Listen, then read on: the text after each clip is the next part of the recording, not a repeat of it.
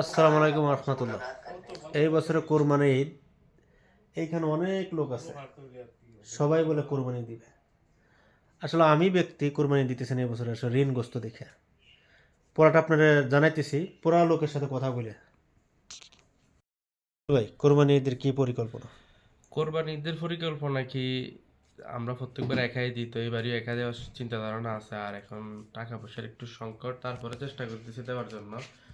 তবে টাকা দিই প্রত্যেক বছরে, 6.5 বছরে প্রত্যেক বছরে আমি কোরবানির জন্য টাকা দিই। একটাই দুঃখ, কোরবানির মাংস আর খাইতে পারি না ভাই। আকাশের দিকে এভাবে তাকাই থাকি, আর যখন ভিডিও কলে দেখায় মাংস, বহুত কষ্ট লাগে ভাই।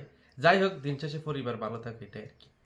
জুয়েল ভাই, কোরবানি ঈদ কত বছর কাটালেন? আর 15 বছর কোরবানি, 15টা কোরবানি গেছে। একটা কোরবানি দেশে গেছিলাম, দেশে করছি। আর 15 বছর ধরে আমার আলহামদুলিল্লাহ আমার ফ্যামিলিতে আমার ইনকাম থেকেই কোরবানির টাকাটা দেওয়া হয়। আর অন্য দান চাল অন্য কিছু বিক্রি করে দেওয়া লাগে না। ঠিক আছে, এই আর কি। আচ্ছা, আমাদের কিন্তু ব্যর্থ 1 বছর করলাম আর কি আমাদের দেশে। ব্যর্থ প্রবাস এখানে আছে। কি বলেন, একটাই ঈদ মাশাল্লাহ। মনে হয় নাকি? কত বছর ধরে ঈদ করেন না দেশে, আর কত বছর ঈদ করতেছে এই দেশে? 9 সাল থেকে 2009 2009-এর আগস্ট মাস থেকে দুবাই আছি, একবার ঈদ করা হয়েছে। এখন বাস। কুরবানির ঈদ।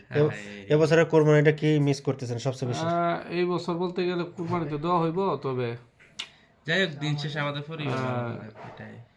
শিউর নাই, যাওয়া তো সম্ভবই না। শরীকে দেওয়া হইব আর কি। না না, শরীরে না। শরীকেও দেওয়া হইব কিনা শিওর নাই। যাই হোক, আর কি, যাই হোক, আমাদের প্রবাসীদের জন্য কি বলতেছেন আপনার তিনজনই, সব প্রবাসীদের জন্য?